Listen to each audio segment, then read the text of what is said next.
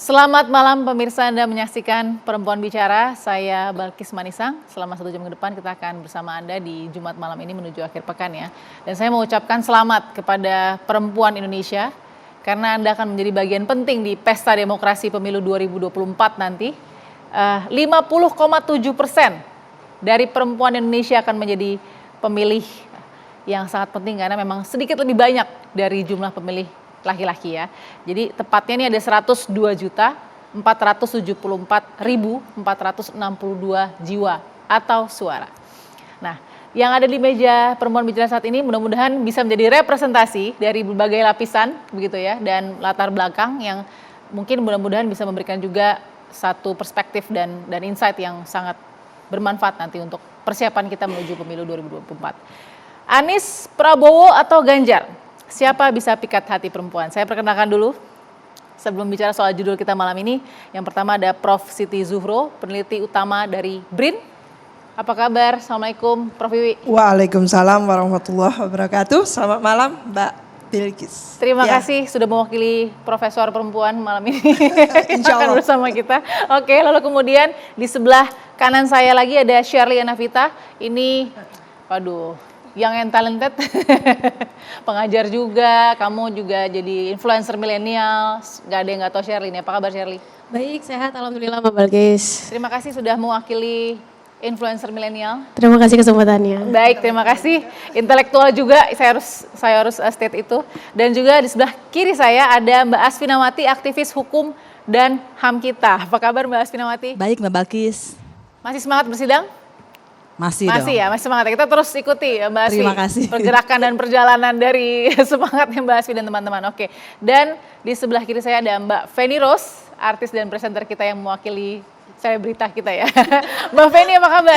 Baik, alhamdulillah Mbak Masya Allah, Balkis. semoga istiqomah ya Mbak. Insya Allah. Jadi sudah berijab, semoga istiqomah dan semakin semangat nih. Iya. Oke, Insya terima Allah. kasih sudah mewakili dunia selebriti kita di malam hari ini. Kita akan melihat dulu informasinya untuk Anda. Jelang Pilpres 14 Februari 2024, 3 nama calon presiden resmi diumumkan. Anies Baswedan, Prabowo Subianto, dan Ganjar Pranowo. Dinamika politik semakin meningkat. Para capres semakin lekat ke masyarakat. Publik disuguhi survei elektabilitas masing-masing kandidat. Nama cawapres masih dinanti. Lalu, siapakah cawapres yang nantinya akan mendampingi? Suara perempuan di Pilpres berpotensi mendulang kemenangan. Mudah, tidak mudah memenangkan aspirasi pemilihan perempuan pastinya banyak barometer penilaian. Apakah ketiga nama capres telah pantas merebut suara perempuan? Ataukah ada calon lain yang justru lebih layak?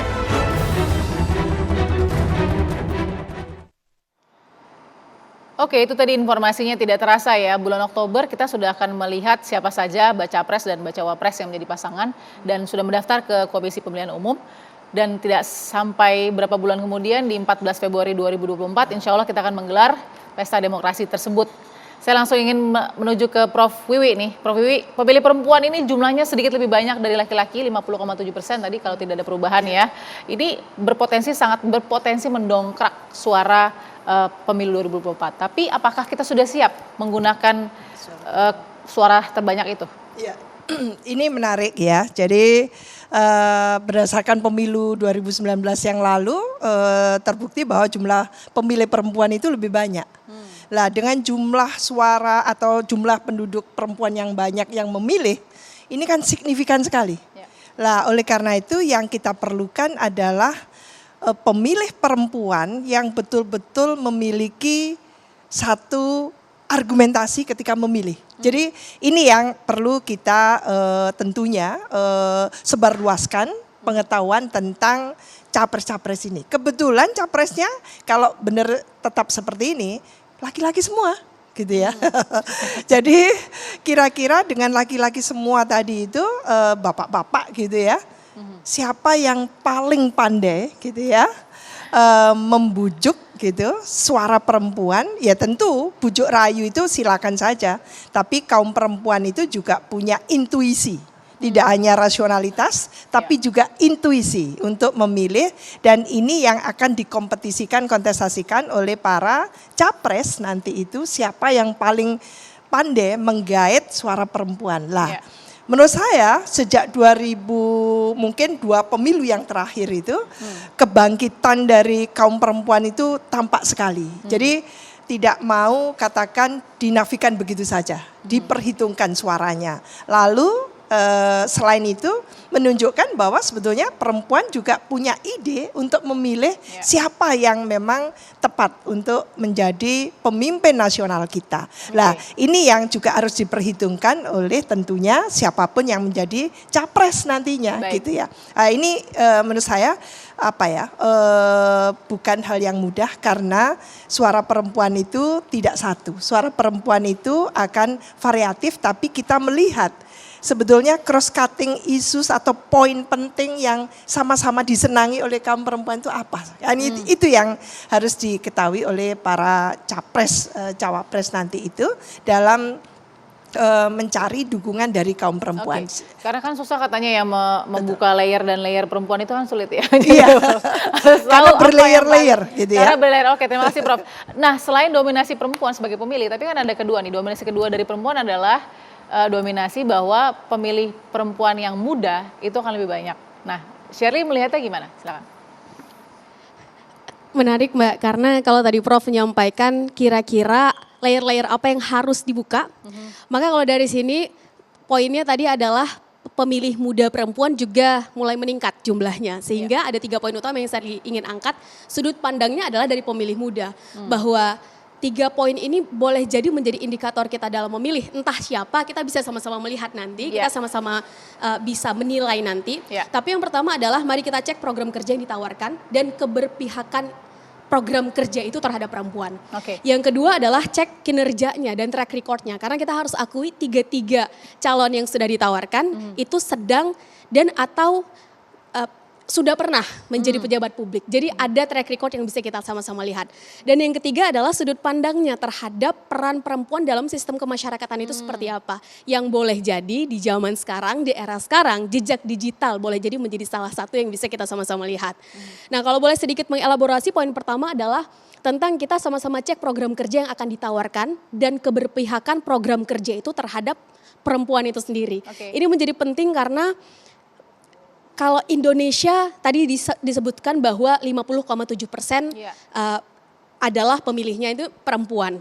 Maka kalau kita mau kondisinya nanti, logikanya, kalau kita mau kondisinya nanti kurang lebih seperti sekarang, maka boleh jadi Pak Ganjar adalah orangnya. Karena Pak Ganjar ini sudah kurang lebih ditasbihkan sebagai petugas partai yang partainya juga adalah partai yang sama dengan presiden yang sekarang dan dinobatkan sebagai yang akan melanjutkan program-program kerjanya. Kalau kita mau misalnya logikanya pemimpin yang lebih senior berada di tengah jadi jembatan, boleh jadi, ini hanya boleh jadi. Pak Prabowo mungkin adalah orangnya. Tapi kalau kita kepengen melihat ada harapan baru, ada sesuatu yang ditawarkan yang memang itu baru, boleh jadi sekali lagi Pak Anies adalah orangnya, bisa jadi. Karena kita bisa melihat dari track recordnya bahwa prestasinya diakui di tingkat internasional. Formula E, WTP 5 tahun berturut-turut yang ternyata di 3 gubernur sebelumnya itu belum pernah didapatkan. Artinya tata kelola keuangannya ini kan cukup diakui begitu. Artinya kita bisa melihat 3 poin itu yang kemudian memasukkan sisi empati, layaknya tadi Prof sampaikan, sehingga perempuan tidak lagi gampang untuk dimanipulasi atau diambil suaranya dengan saja mengedepankan feeling begitu, nanti mungkin akan ada dibohongin begitu ya bahasa. Ya, sehingga ini akan jauh lebih menarik karena baiknya satu society, kita pengen ngelihat perempuan baik, maka otomatis cek society-nya. Dan ini terus berputar. Dengan kata lain, ketika kita pengen melihat masa depan satu wilayah, kalau kita mau bicara tentang negara itu baik, maka cara paling logisnya adalah pilih pemimpin yang memang punya kecenderungan untuk membuat program dan punya prioritas untuk itu. Dan itu bisa sama-sama kita lihat dari bagaimana sudut pandangnya selama ini terhadap pentingnya peran perempuan dalam sistem kemasyarakatan. Wah, luar biasa, ini sudah sangat komprehensif, tapi saya ingin lebih komprehensif lagi karena masih ada 2 aspek yang harus saya tanyakan, itu Mbak Feni dan juga Mbak Asfi. Tapi kita harus jeda dulu sesaat lagi ya di Perempuan Bicara. Oke, kembali di Perempuan Bicara, Anies, Prabowo, atau Ganjar. Siapa yang bisa pikat hati perempuan sebagai pemilih terbanyak nanti di 2024? Saya sudah dengar tadi dari perspektifnya peneliti utama BRIN, Prof. Siti Zuhro, dan juga Sherliana Vita, tadi influencer muda kita, milenial nih ya, mewakili. Nah, tapi ada juga yang penting nih, aspek kita lihat kan bagaimana magnetnya dunia selebriti juga kan, yang juga sekarang juga lumayan berteman juga nih dengan teman-teman politik ya, kita sering lihat nih paling tidak. Nah, pertanyaan nih kepada Mbak Feni, kan ada tuh 3 nama saat ini, sejauh ini baru 3 nama ya, Anies, Prabowo, atau Ganjar. Siapa bisa pikat hati perempuan? Kalau di benak para artis tuh seperti apa sih? Oh. 3 nama ini. Saya nggak tahu kalau di benak para artis ya. Kalau di benak saya. Kan bisa kalau Mbak Feni tuh tahu semua benak artis tuh. Kemarin saya lagi berpikir gitu, menelaah di benak saya gitu, kira-kira ibarat saya akan mengibaratkan dengan dunia yang saya tahu ya. Ya. Dunia televisi itu kita membagi penonton gitu ya. Penonton itu dalam arti perempuan gitu, itu kategorinya apa aja sih kira-kira yang kepikiran aja ya. Ini bukan berdasarkan penelitian, hanya pengamatan sesaat aja ya. Saya membayangkan bahwa jenis-jenis perempuan yang nanti akan menjadi target market gitu ya. Itu sepemikiran saya paling nggak ada 3 lah. Satu adalah perempuan yang tipenya tontonannya itu sinetron, dan bagaimana cara dia mendekati tontonannya sinetron itu adalah dengan fanatisme yang artinya apa yang dia sinetron itu dianggap nyata di dunia, dianggap nyata di dunianya dia gitu. Itu ada tuh yang kayak gitu-gitu. Jadi cerita di sinetron gitu ya, kan ada tuh ya penonton-penonton yang sampai ini misalnya pacaran, tapi di dunia nyata ketika si pasangan ini punya istri, istrinya dibully gitu gara-gara. Itu ada. Dan itu banyak gitu ya. Jadi itu adalah tipe perempuan yang mungkin pendekatannya lebih mudah dengan pendekatan sekarang, pemilih perempuan yaitu yang dengan nonton ala-ala sinetron. pencitraan. Karena mereka sangat into drama gitu ya, into drama gitu. Sementara ya itu paling, ya kan itu perasaan ya. Jadi ketika dia disentuh perasaannya dia fanatik. Ketika sudah disentuh perasaannya dan fanatik, apakah si idolanya ini mau salah, itu dia akan tetap bela, dicari-cari kebenarannya gitu. Ya, apakah dia sudah pernah melanggar hukum, tetap dibelain. Itu kalau sudah menyentuh emosi perempuan ya. Cara-cara kampanye yang kemarin-kemarin dengan banyak foto-foto gitu ya, banyak drama-drama gitu ya, settingan kalau dalam dunia saya ya, settingan dan gimmick. Itu kemungkinan berhasil menggait yang itu dan itu cukup besar. Ya. Karena kalau di ngomong share dan rating ya, sinetron itu share ratingnya banyak besar. Gitu ya. Jadi siapa di antara ketiga ini yang bisa memikat hati perempuan dengan cara membangun cerita-cerita yang dramatis, bisa mengulik sensasi artinya panca inderanya semuanya itu bisa distimulasi gitu ya. Ya mungkin itu akan terpilih. Jadi ya itu pemilih yang emosional memang kalau dari dunia saya yang saya amati. Yang kedua adalah tipe perempuan yang FOMO. Ya, fear of missing out gitu, yang harus ngikutin tren gitu ya. Kadang-kadang dalam benak saya itu ya, perempuan yang FOMO ini wujudnya perempuan gitu ya, tapi kadang-kadang pikirannya itu dia males mikir, akhirnya dia mengadopsi ya udahlah pikiran laki-laki yang terdekat, entah suaminya, entah bapaknya, entah temannya yang laki-laki. Karena menurut dia atau menurut beberapa perempuan gitu, atau adalah perempuan gitu ya, yang kalau dia nurut dengan pemikiran laki-laki itu dia udah aman gitu ya, gitu ya. Karena kan konstruksi sosial kita begitu, ya kan. Kalau perempuan punya pikiran yang beda aja itu banyak sekali stigma-stigmanya gitu. Nggak nurut, rebel liar gitu ya kan, gitu. Itulah. Itu perempuan-perempuan yang FOMO ini ya menurut aku boro-boro dia lihat program, apakah program ini untuk kepentingan perempuan gitu. Karena ya yang di kepalanya itu ya kayak seperti seolah-olah mengadopsi pikirannya laki-laki gitu ya. Dan FOMO. Dan FOMO itu artinya ketika ada banyak buzzer yang bisa memberikan influence gitu, itu gampang sekali. Selama dia percaya sama influencernya, ya dia akan ngikut gitu. Selama bisa kan kadang-kadang ya suka ada foto, terus ada narasinya tuh di bawah ya kan, itu yang menggugah ya. Walaupun foto itu bentuknya apa, narasinya itu sudah menggiring foto itu ya kan. Kasih background musik yang dramatis. Betul ya. Nih yang FOMO ini begitu ada yang 1, 2 nepokin ya, ibaratnya kayak penonton bayaran, itu kan untuk memancing orang lain untuk tepuk tangan ya. Yang FOMO ini begitu ya, 1, 2 tepuk tangan, wah mas aku gak ikut tepuk tangan, dia akan ikut tepuk tangan. Jadi siapa yang bisa menggerakkan penonton bayaran. Gak apa-apa kita gablang aja nih. Itu bisa menggiring tipe-tipe yang FOMO ini. Gitu. Yang ketiga. Ada 3 nih ya? Ada 3. Biar lengkap ada yang 3. Yang 3 itu adalah tipe orang yang penonton-penonton acara mungkin mengatakan ya, genrenya adalah gosip ya, tapi saya menyebutnya adalah tipe penonton acara Infotainment? hiburan, infotainment, berita hiburan. Kenapa? Terutama penonton-penonton yang loyal ya, yang dia nontonnya itu dari tahun ke tahun dan gak pernah putus. Gitu. Kenapa? Karena dia melihat track record. Dulu beritanya gini, klarifikasi dia ikutin. Ya, semua berdasarkan, ya orang bisa menyebut itu adalah gosip, padahal enggak, sebetulnya ada klarifikasi, ada fakta-fakta.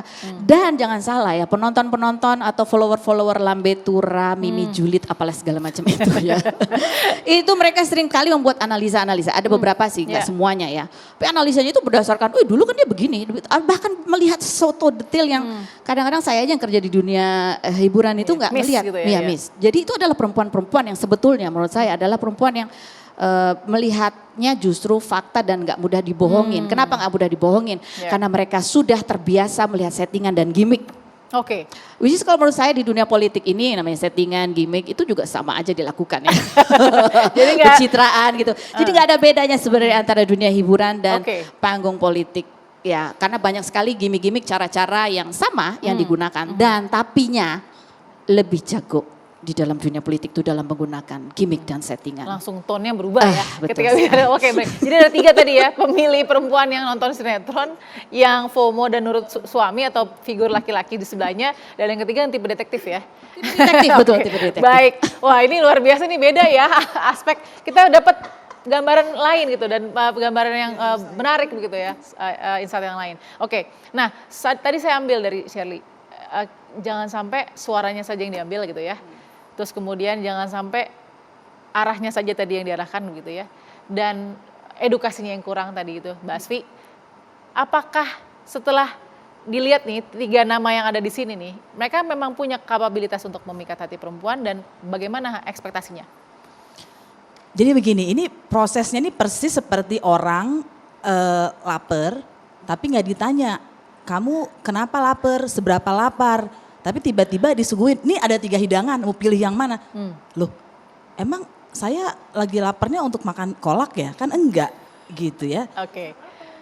Gak ditanya juga, ini orang ada GERD atau ada sakit apa gitu ya.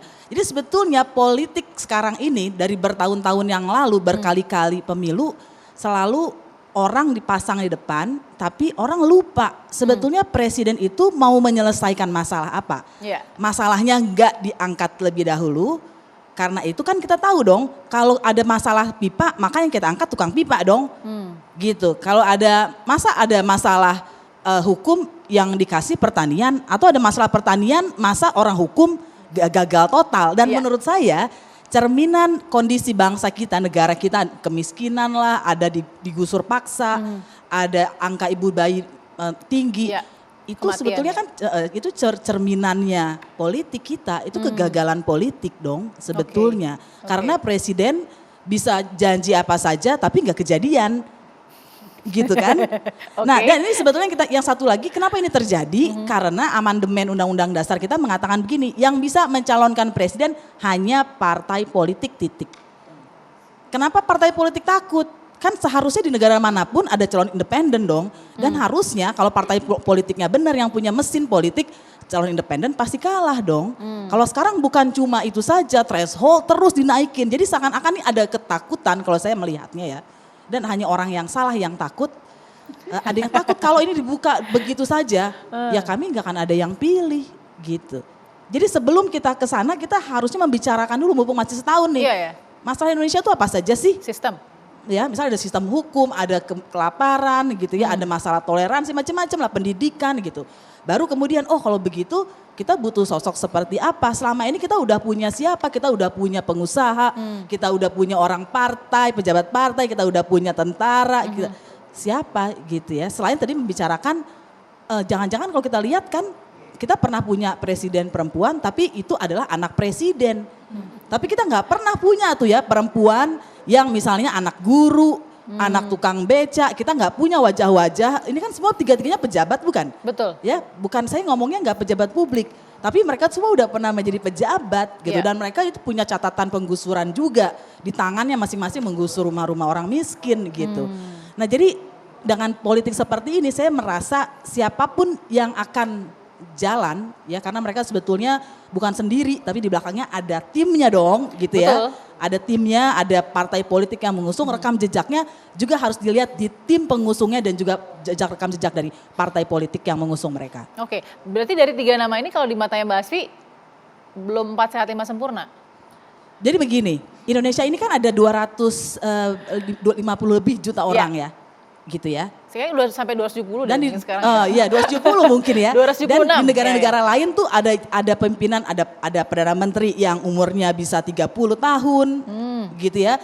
Jadi maksud yang mau saya katakan adalah seperti orang-orang bilang begini, ini kita ada 200-an lebih juta orang, kok nyari 11 orang kesebelasan sepak bola itu kok susah banget sih gitu ya.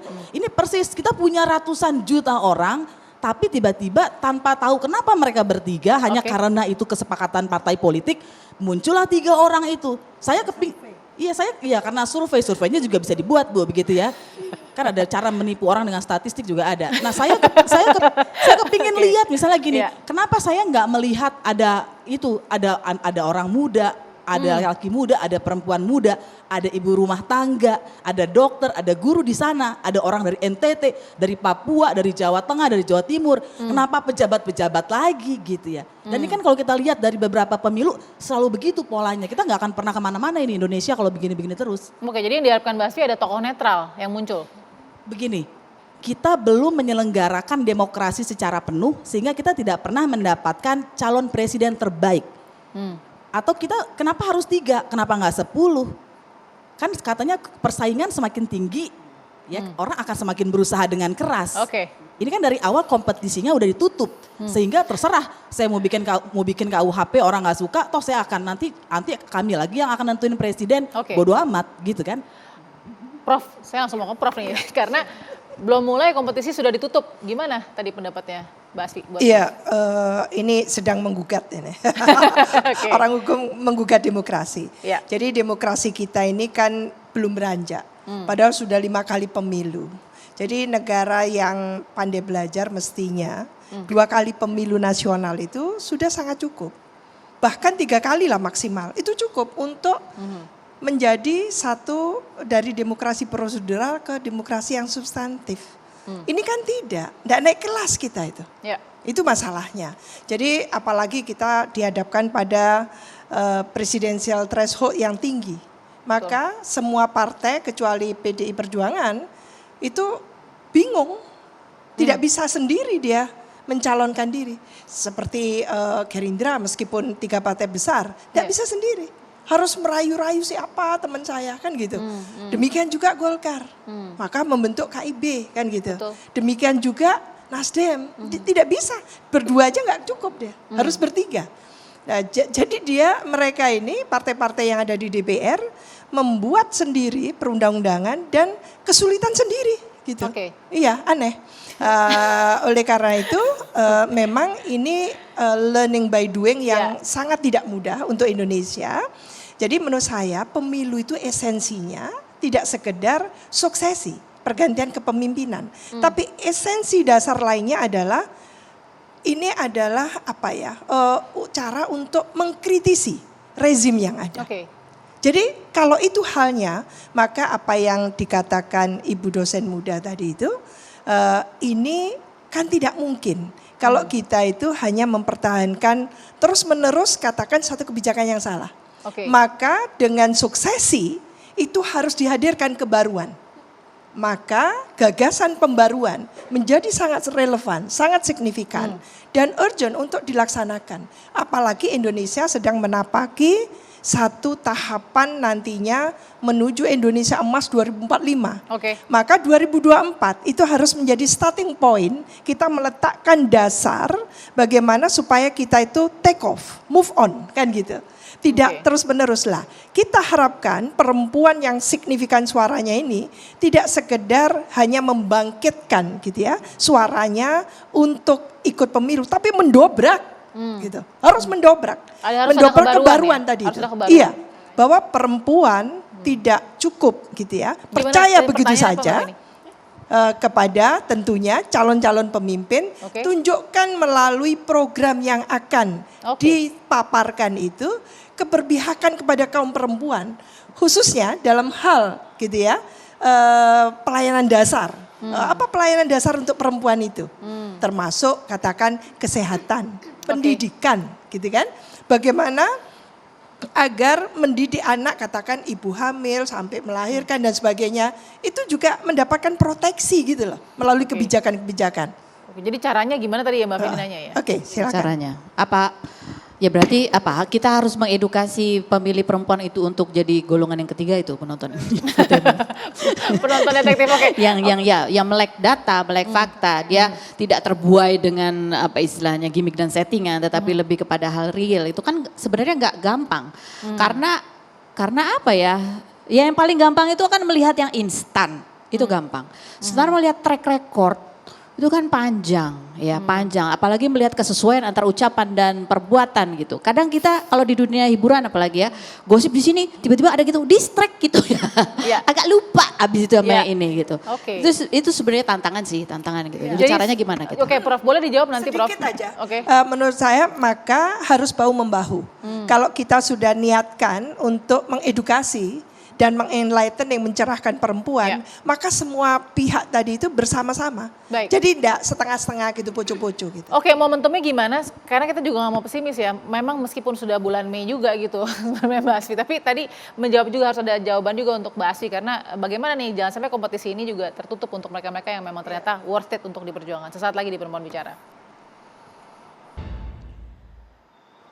Baik, kembali di Perempuan Bicara, Anies, Prabowo atau Ganjar, siapa yang bisa pikat hati perempuan? Nah, tapi Anies, Prabowo atau Ganjar pasti nggak mungkin sendiri, akan ada wakil presidennya dong, calon wakil presidennya lah ya. Nah, saya mau tanya nih ke 4 perempuan yang ada di kiri dan kanan saya, bukan ke saya ya. Jadi ini saya kasih foto, kira-kira dicocokkan, dipasangkan oleh siapa sih? Gitu. Silakan ya. Pertanyaannya wakil presidennya efek enggak?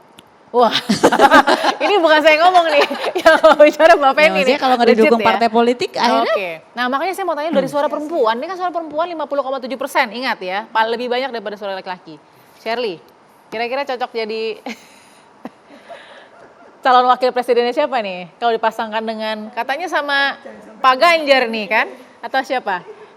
Nggak berani nih kayaknya, ada yang berani nggak berkomentar? Mbak Swi, gimana Mbak Swi? Pasan, cocok nggak jadi cawapres deh gitu deh? Enggak. Oke. Prof Wiwi gimana? Ayo Prof Wiwi gimana Prof? Masih banyak nih di belakang, ayo. Ini cocok ya jadi cawapres? Yang lalu kan sudah mencalonkan diri ya. Oke. Jadi saat ini dia keluar dari Gerindra gitu ya. Saya nggak tahu dia mau menawarkan ke siapa gitu Oke. ya. Ini ya. Jadi Iya. gue nggak tahu nih ke Anies, Prabowo atau Ganjar. Oke, Belum. berikutnya deh kalau gitu. Iya. Biar nggak tegang-tegang banget. Nah, ini ada Caimin, Mohaimin Iskandar. Mbak Feni kenal ya? Kenal, tahu. Gimana? Kira-kira udah cocok jadi cawapres? Iya bisa, tapi terus gitulah. Oke, ini suara perempuan loh. Jadi apa saja bebas di demokrasi nih ya. Nah, ini ada Ibu Khofifah Indar Parawansa. Gimana? Cocok nggak jadi cawapres nih? Atau cocok jadi capres? Cocok dong. Cocok jadi capres. Perempuan cocok. Jadi Mbak menurut Sri? saya kita harus punya calon perempuan dari awal ya. Masa iya jumlahnya banyak perempuan ini suruh milih melulu. Oke. Jadi sudah saatnya juga kan mestinya partai-partai itu punya Melirik ya? Oke, melirik. ini Khofifah Indar Parawansa gimana Mbak Asfi? Itu lagi cocok atau enggaknya tergantung dia diminta nyelesain masalah apa. Oke. Masalahnya belum ada di atas meja nih. Wah, ini masih Itu menarik Mbak, karena pada akhirnya kan kembali ke indikator. Kalau Ya. Mbak Asfi adalah masalahnya apa baru bisa kita pilih solusi. Maka kalau Shirley misalnya ditanya, maka indikatornya adalah program kerja yang ditawarkan apa. Apakah itu punya keberpihakan terhadap permasalahan Oke. perempuan. Track recordnya seperti apa.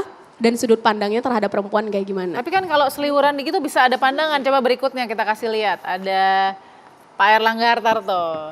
Nah ini, cocok nggak nih jadi cawapres? Dari muka-mukanya banyak berpikir ya ini ya. Cocok.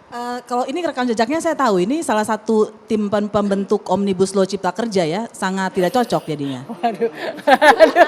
Aduh, gimana ini? tidak cocok. Ini suara perempuan. Tidak cocok. Kalau gimana kalau Prof Wiwi? Masih bisa lah ya? Iya, saya termasuk yang mendorong. Mendorong. Waktu itu karena beliau lah yang bagus ya mendorong KIB. Kalau Oke. tidak ada kebangkitan dari partai-partai untuk mencalonkan secara segera. Oh. Karena mindsetnya itu masih jadul gitu ya. Selalu pemilu tiba akala. Beliau mendorong itu cepat-cepat meskipun akhirnya sekarang belum jelas gitu. Next, kita punya Ridwan Kamil ya.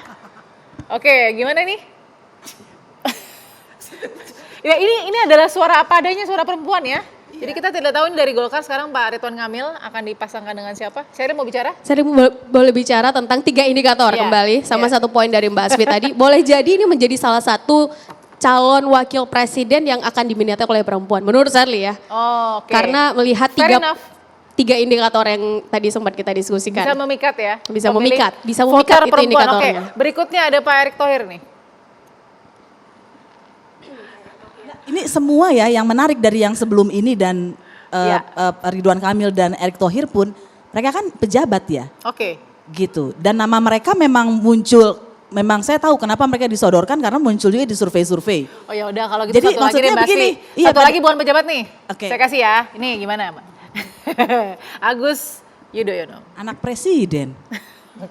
Atau mungkin Nanti Oke, gimana? Ini Saya kepingin berkomentar ini. Ya. Mungkin dibandingkan dengan yang lain karena tidak pernah jadi pejabat. Iya. Jadi praktis tidak punya masalah gitu ya. Oh, jadi kalau Tidak- pejabat ada masalah nih, Prof gimana? Iya kan? Oke, oke. Udah masalah melanggar etika, korupsi, Oke. macam-macam ini enggak gitu. Oke. Aman dia. Oke, baik sudah habis fotonya karena semakin banyak semakin keringet dingin ya kita. Oke. Jadi lanjut aja nih. Saya mau tanya nih, ketika tadi banyak sekali nama-nama yang sudah kita lihat dan juga dari 3 calon yang saat ini sudah ada di permukaan begitu ya. Saya mau dengar juga dari Mbak Feni ya. Kira-kira gitu ya. Dengan indikator-indikator yang tadi Sheryl sudah sebutkan, kira-kira bisa nggak sih mereka ini memikat hati perempuan yang juga selebriti lah ibaratnya yang juga mau peduli dengan politik, dengan kemajuan politik kita gitu. Tadi aku agak terinspirasi ya Oke. dengan Mbak Asfi ya gitu Ya. ya. Bahwa ya kan masalahnya dulu kita disodorin sesuatu yang belum tentu kita butuhin juga, kita juga nggak tahu gitu ya. Seolah-olah kita ini cuma dimanfaatkan suaranya. Ya. Ini kan sekarang partai politik lagi sibuk bikin koalisi ini. Ya. Kenapa enggak kita ini sebagai berapa tuh 51 50,7%. 50,7% ini kenapa kita nggak bikin koalisi? Itu akan menjadi koalisi besar, koalisi perempuan. Jadi siapapun yang udah dipilih ini datanglah kita ke koalisi perempuan. Apa programnya? Oh, gitu. Ya kan? Boleh, itu ide Jadi menarik jangan kita tuh disuruh pasif-pasif aja gitu ya. Oke. Seolah-olah ya secara kewajiban kita harus milih. Ya. Tetapi kita nggak punya apa ya namanya bargaining position gitu. Oke, baik sudah fun gamesnya sudah selesai. Tapi kita di segmen berikutnya saya akan nanya agak lebih serius ya. Kira-kira harapan dan indikator yang sangat krusial tadi yang harus ditentukan dan ditetapkan dan menjadi pakem juga dari program kerja para baca pres ini yang bisa memikat pemilih perempuan Indonesia. Sesaat lagi di Perempuan Bicara. Baik, kita sampai di bagian akhir Perempuan Bicara, masih bicara soal siapa yang bisa pikat hati perempuan. Saya kasih masing-masing ya. Kira-kira apa yang paling penting yang harus dikultuskan nih kepada para pemilih perempuan terhadap kesempatan ini. Silakan pertama ke Sheryl dulu. Ini menarik Mbak Balkis karena mungkin saya sedikit saja tadi Ya. menanggapi poin dari Mbak Asfi yang saya pikir sangat bagus. Tadi saya sempat berdiskusi dengan teman-teman karena hukum sebab akibat hulu dan hilir itu menjadi satu poin yang menurut saya menarik Ya. untuk mengedukasi kita semua khususnya perempuan Indonesia dari perspektif yang tadi ternyata ada 3 menurut Mbak Feni Rose.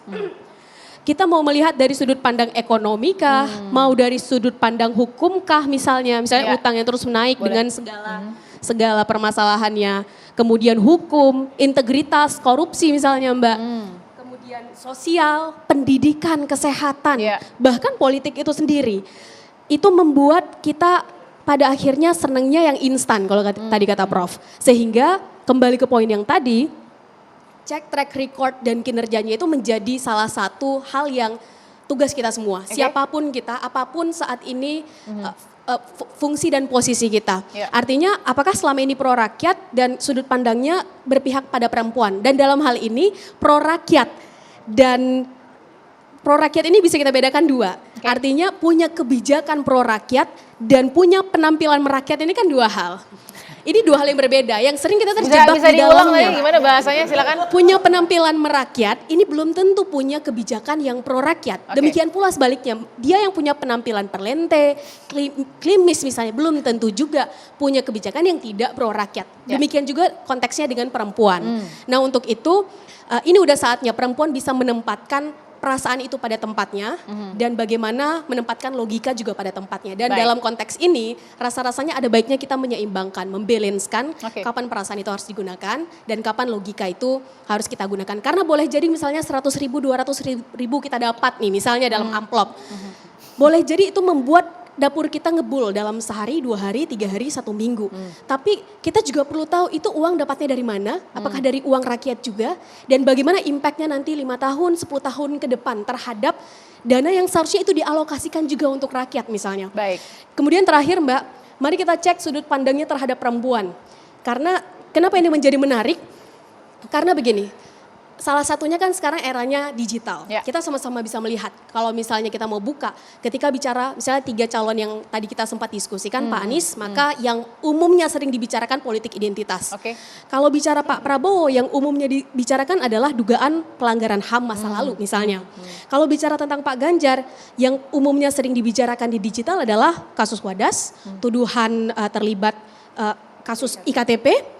Kemudian ada pendapatnya tadi Prof sempat meng-highlight terkait pornografi misalnya di salah satu media digital, di salah satu podcast. Yang artinya ketika bicara ini kita tahu betul makna dari perkataannya itu adalah sebetulnya bagaimana ke perempuan. Yang kita harus tahu pornografi itu impactnya adalah porno aksi dan perempuan, kaum ibu adalah korban paling besar dari hal itu. Kita catat poinnya Syari, saya harus bagi-bagi ke yang lain nih. Saya kasih dulu ke Prof Wiwi, silakan Prof. Udah panjang ya. Baik, silakan Prof. Perempuan itu hanya ingin diperhatikan. Perempuan itu jangan dibohongi. Tolong kalau janji ditepati. Maka perempuan tidak peduli siapa itu calon, tapi dia peduli apa sebetulnya kepedulian dari calon itu terhadap kaum perempuan. Baik. Itu. Jadi itu penting sekali. Iya. Jadi kalau para calon, wahai para calon, ya siapapun yang mencalonkan presiden untuk pemilu 2024, maka jangan lagi perempuan ini dibohongi. Perempuan ini harus betul-betul diberikan janji yang janji tadi harus ditepati.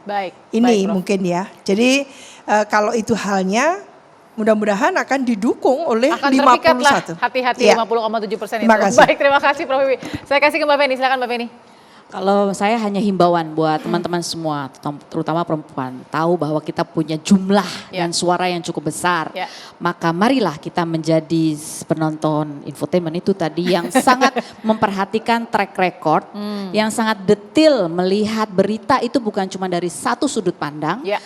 Dan kalau mau mendengar pendapat itu juga jangan hanya mendengar pendapat dari satu kubu. Jadi kita itu harus kita sendiri berdaya untuk berpikir dan memutuskan berdasarkan penilaian kita. Gak usah dengar katanya, kata ini, tapi kita sendiri yang harus proaktif. Kalau kita berharap jangan bohong ya gitu, udahlah gitu ya. Kita gak bisa mengontrol orang lain, tapi kita bisa mengatur diri kita. Kita mau jadi orang yang terus-terusan dibohongi dan dimanfaatkan, atau kita mau memberdayakan diri kita. Kita harus berdayakan diri kita perempuan. Oke, silakan Mbak Asti. Ya, saya mendukung ketiga teman-teman ini, dan saya mau nambahin tadi kalau 100 ribu, kalau kita bagi dalam 5 tahun, maka sebulan kita dapat 1.600 rupiah. Itu sebulan loh, 30 hari.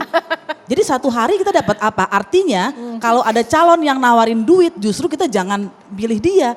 Karena dia pasti akan melakukan sesuatu hal agar uangnya kembali. Dan dia artinya ketika baru mau duduk aja udah dengan cara yang tidak jujur.